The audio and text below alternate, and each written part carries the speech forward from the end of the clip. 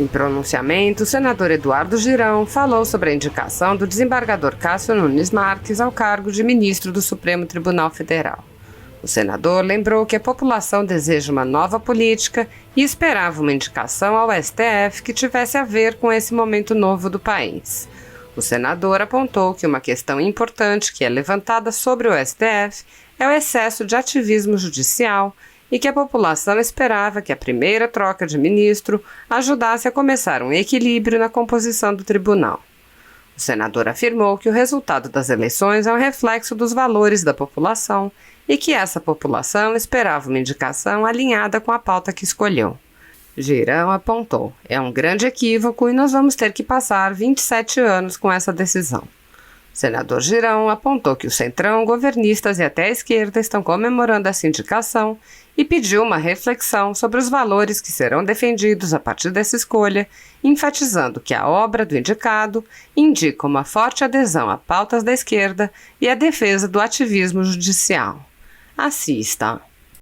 Paz e bem, minha irmã, meu irmão brasileiro que tanto esperou durante décadas acompanhando a política, torcendo em cada fase da Operação Lava Jato, querendo mudar, querendo uma nova política, uma boa política, tanto esperou por uma indicação no Supremo Tribunal Federal que tivesse a ver com esse momento novo do país, que tivesse a ver com o equilíbrio do Supremo, que tanto precisa, que tanto faz ativismo judicial em causas de costumes, é tão liberal, e tantas decisões esdrúxulas com relação à corrupção, né, à ética ou falta dela, né, e era hora da gente poder equilibrar um pouco com essa indicação do novo presidente, eleito agora há 1 ano e 8 meses atrás, e que vai ter direito a 2 vagas.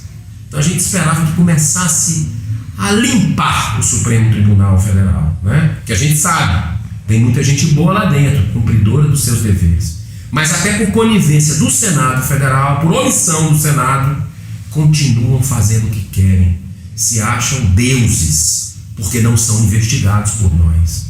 Mas isso não dá direito ao presidente da República fugir aos seus compromissos de campanha, que o povo foi às ruas, que o povo tem se manifestado nas redes, que queriam um Supremo mais sereno, com causas a favor da vida, para equilibrar um pouco o que se tem lá hoje, né? Então, essas pautas do povo brasileiro, que é pró-família, né, que é a favor da vida contra o aborto, que é contra a liberação de drogas, é a chance que a gente tinha de começar a equilibrar essa parada, mas não, né? A indicação, com todo respeito a quem pensa diferente, e não tenho absolutamente nada pessoal, nada contra o desembargador indicado para ministro Cássio Nunes, mas as suas decisões, a sua vida não nos aponta com esperança de que nós vamos ter o início de um novo momento do Supremo Tribunal Federal. Muito pelo contrário, né? Decisões dele contraditórias sobre aborto, quase que referendando um ativismo judicial nesse tema, que a gente já está cansado de ser invadido aqui, o Congresso Nacional, que foi eleito por você para legislar justamente sobre o que é caro ao povo brasileiro. Esse assunto está comprovado que é caro ao povo brasileiro, né? Esses assuntos de costumes, né? E infelizmente o desembargador tem uma postura equivocada. Eu não vou nem falar das lagostas, dos vinhos Tanax de premiados internacionalmente que ele defendeu para o próprio Supremo, que agora espera-se por alguns que ele vá integrar, né? Então, muitas outras decisões sobre questão de cultural, de não se intrometer em situações culturais perigosas, né, de indígenas que muitas vezes nascem com deficiência, coisas assim terríveis até no aspecto que precisa ser analisado com calma. O ministro tem algumas posições estranhas com relação a isso, né? A segunda instância nem se fala, né? Ele acha que não deve ser automático. Ou seja, estamos colocando agora, o presidente está colocando mais um garantista, né? E não foi isso que o povo brasileiro colocou o presidente. É um grande equívoco, né? Que nós vamos ter que passar 27 anos com essa decisão que não poderia ser jamais negociada. Princípios e valores não se negociam. Então é uma frustração dos conservadores do Brasil, das pessoas que querem uma política com mais ética, uma nova política no Brasil de verdade. Ficaram completamente sem entender, porque é indefensável essa indicação, que tem as digitais sim do centrão, do que representa realmente essa política da troca de favores, de barganha, né, que está sempre ao lado do poder. Então parece que outros interesses estão motivando isso tudo. Não sei, para proteger familiares, alguma coisa nesse sentido. O Brasil, a esperança de todo um povo está sendo colocada de lado, né? Então eu acredito particularmente, inclusive, que o presidente da República, que foi eleito sem dúvida nenhuma, com uma intervenção divina, com tudo aquele momento que aconteceu, aquela violência absurda da facada, né? Mas ali ele ganhou ao tempo, as pessoas se sensibilizaram, ele foi eleito.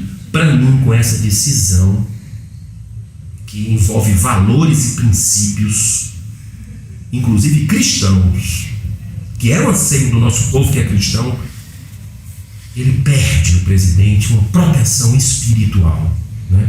Então, que Deus abençoe essa nação, que de alguma forma reste alternativa, porque o jogo está jogado, a gente sabe, né? O centrão, os governistas, até a esquerda está celebrando essa indicação. Mas eu sou brasileiro e não desisto nunca e acredito muito que algo pode acontecer para que nós não tenhamos essa decepção confirmada. Que Deus abençoe a nossa nação e vamos continuar assim, firme, independente de se isso possa acontecer ou não, porque Deus está no comando da nossa nação, né? E a gente sabe que tem um plano maravilhoso para os nossos filhos e netos, porque esse Brasil, ele não é rico não, ele é riquíssimo. Agora é falta de gestão, é corrupção, é esse tipo de situação que faz esse país não atingir ainda o protagonismo internacional. Muito obrigado, muita paz. Quanto mais eu leio, né, e ouço sobre esse tema, eu percebo que os estudiosos estabelecem uma diferença assim muito, muito clara entre o jornalismo profissional, tradicional, e esse material que tem incomodado muita gente, né, seja em blogs, em sites, em memes, em mensagens. E me parece que se toma como pressuposto de que o jornalismo tradicional faz uma rígida checagem do que ele publica. E a minha experiência mostra que o jornalismo profissional, falo isso com muito respeito, nunca fui defensora de regulamentação, nem de censura, jamais, nem sempre checa tanto, né? E a experiência política de décadas no nosso país mostra que, em vários estados, famílias com muita força política controlam os meios de comunicação, TVs, rádios, né, jornais. Não raras vezes a mesma família tem todos esses tipos de veículo. Então, com todo respeito, eu fico um pouco até chocada quando eu ouço essa tranquilidade com que se opõem os veículos tradicionais e essas novas formas, né? Então eu pergunto para o senhor, será que nós não estamos enfrentando uma guerra, né, entre o jornalismo profissional, esses grandes veículos de comunicação, e esses novos veículos, que, claro, podem ser melhorados, podem ser debatidos, aprimoramento ético sempre deve ser feito nos dois lados, em todos os lados, mas não estaria aí também uma guerra, né, uma guerra de espaço, né? Então esse é um primeiro ponto que eu levanto. Uma outra questão, hoje inclusive teve uma matéria interessante falando sobre o dinheiro de publicidade do Banco do Brasil, que o Banco do Brasil foi proibido de publicar em determinados sites que entenderam que propagariam notícias falsas. E o Banco do Brasil está reclamando porque ele, de alguma maneira, foi o que eu entendi, conseguia abrir mais contas ou alcançar mais clientes com o formato de publicidade que ele fazia antes. Então, eu nem estou entrando no mérito, né, de publicar em sites bons, sites ruins, mas será que essa imprensa tradicional não está incomodada em perder esse dinheiro? Né? Esse dinheiro das empresas públicas, esse dinheiro dos políticos, né? Porque o senhor saiba como é que eu penso, eu tenho um PL aí aqui na Assembleia, proibindo dinheiro público em publicidade, tá? Proibindo, porque eu entendo que nós vivenciamos uma concorrência desleal nas eleições contínua, porque o cidadão que está no governo do Estado, na prefeitura, na presidência da República, com todo esse dinheiro para irrigar meios de comunicação, tradicionais ou não, ele faz uma publicidade de si próprio por 4 anos. Né? Então, assim, eu acho que tem que proibir por esta e outras razões. Mas o senhor não consegue enxergar nessas suas pesquisas uma guerra por essa verba publicitária? Né? Esse é um segundo ponto. Aí a verba pública. Outra coisa, quando uma mensagem vem, ainda que por WhatsApp, de um veículo convencional de jornalismo, é raro um tio, né, como o senhor bem mencionou, perguntar se é fake news. Por outro lado, quando caiu aqui meu telefone. Quando o link vem, né, de uma montagem de WhatsApp ou de um site menos conhecido, esse tal tio geralmente pergunta, é fake? Por que eu estou dizendo isso? Será que a própria população já não faz uma filtragem desse material? Né? Até que ponto esse debate, não digo debate de ética, o debate ético ele é sempre necessário em todas as atividades, mas esse debate que, em certa medida, vai restringir essa comunicação, ele não finda sendo ditatorial em si. Né? Por exemplo, na China, na Venezuela, na Rússia, em quaisquer estados em que a gente pode falar que há aí ou uma ditadura ou uma democracia questionável, existe uma limitação na comunicação pela internet, né? Existe uma tendência a querer controlar ou cercear os meios de comunicação. Então, eu tenho medo desse debate, você entendeu?